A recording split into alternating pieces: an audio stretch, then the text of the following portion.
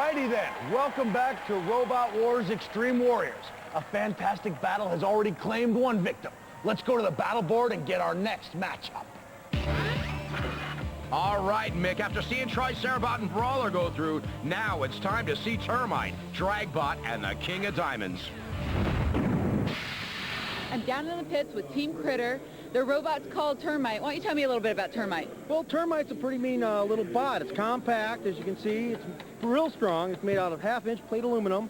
The weapon up front is a spinning drum made out of 50-pitch chain sprocket. And then we have our, what we call our hair, which is made out of thatchers for farm equipment. They will take a lot of damage and hopefully keep a bot on top of us so we can drive them around and dump them off over at the house bots, or keep them away from our tires in the back and in the side. Well, we wish you luck and hope you do well in the competition. Thank you very much. I'm clear on the fact that this is called Dragbot, but I'm not so clear on the team name. Can you kind of explain it for me? Yes, the team name is Anazero, which basically is Arizona spelled backwards. We just thought it was simple, and we're from Arizona. From Arizona, you decided just to turn it around. Correct.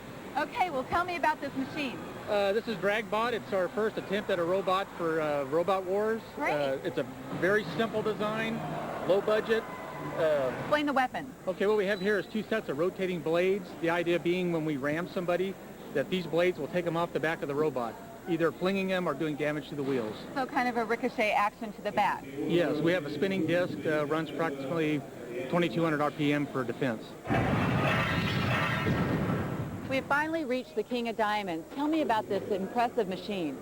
We've spent about 8 weeks working on it, and it's made of aluminum, quarter-inch aircraft grade. It has a 37-pound weapon on the front. Spins about 100 miles per hour. Well, with the aircraft grade, it should be pretty durable. Yeah, we hope it's durable, yes. That's the plan. Interesting. And you have a weapon on the back as well? We have a defensive weapon on the back. We have a scoop as well as spikes on the back that will self-right us if we get flipped over. Wicked.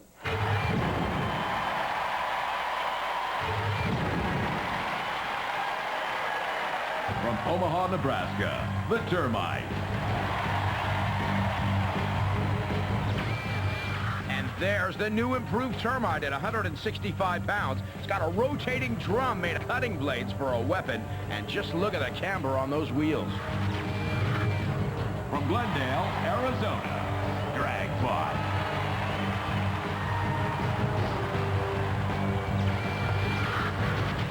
And Dragbot in at 220 pounds, looks like a AA fueler. It's got rotating deck blades on the top and a mounted spear and a spinning rear blade as well. From Clearwater, Florida, King of Diamonds.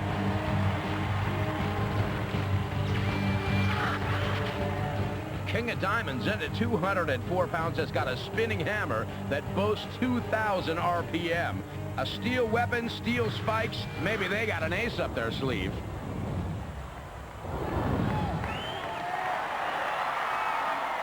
There's the King of Diamonds team on the left with Dean Dubois at the controls, and the Termite team with David Gilson at the controls. And there he is, King of Diamonds and Termite, ready to go.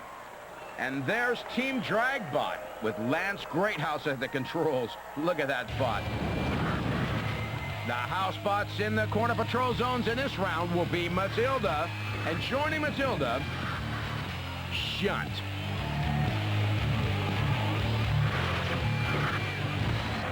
Three, two, one, activate. And here we go as Refbot backs out of the way. Termite takes an immediate move towards Dragbot. Let's see if that spinning drum on the front of Termite can do any damage. Look at the size of Dragbot next to King of Diamonds. King of Diamonds immediately in evasive action. We haven't seen it spinning, but Dragbot's burning. Termite comes back out to the center of the arena again, just to test where Dragbot's at. Dragbot's got a lot of clearance to move around that bot. And here we go, the first spin in action of King of Diamonds. Yeah, that'd do some damage. You get in the way of that. And Dragbot's trying to emulate a little bit of it. So that King of Diamonds might be the real sleeper here in this round. And Dragbot got him sleeping. He just pulled off one of the protective plates from King of Diamonds. Well, King of Diamonds is just sitting there right by the grinder, and Dragbot just takes a good run at him. But that wedge shape only brought King of Diamonds up about 4 inches. Now that spinning blade on King of Diamonds, we haven't seen any contact yet with another bot, but I reckon it can do some major damage if he connects with it. Look at that spinning around motion. He's definitely got the speed. He may not have the weight on the other bots in this round, although Termite is a bit lighter. Dragbot is just large and cumbersome. And the Termite boys are trying to figure out how to get their bot rolling again. They may be immobilized, and as you know, only 2 can go through in this round, and 1 is going to hit it. King of Diamonds seems to be stuck right up against the rails. Could they be out before Termite? This would be a surprise. Termite's not moving very far. They definitely have some drive problems.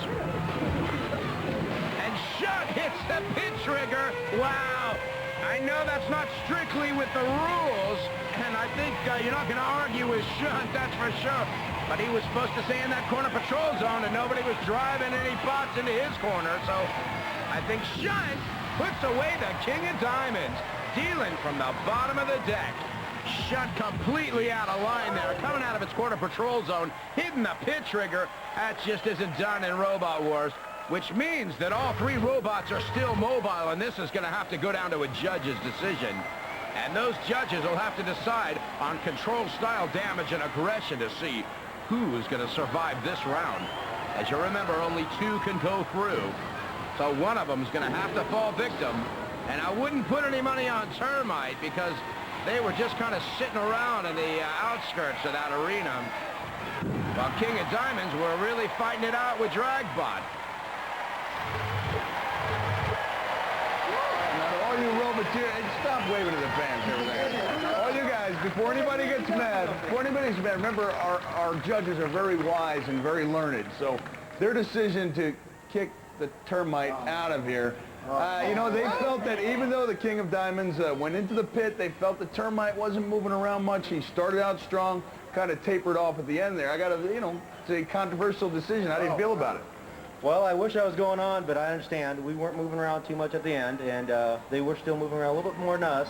But still, they ended up in the pit at the end. And I got to say, even though you're moving on, it's got to be psychologically debilitating, devastating. What a blow to your ego to end up in the pit and still continue.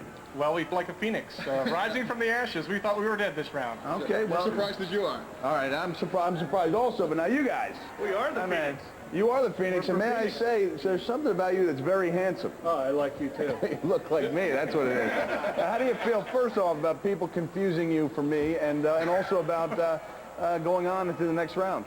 I think it's just great. We came in here with a low budget, and we thought we would try to build a robot at a certain low budget and see if the little guy could get into it, and it worked. Here we are. We're just surprised. And all that garage time worked. We just can't believe we did so well. Just unbelievable. Okay, well, we'll see how well you do in the next rounds, but for the time being, enjoy the applause because you guys really did a great job. Everyone give it up for all of our Roboteers here.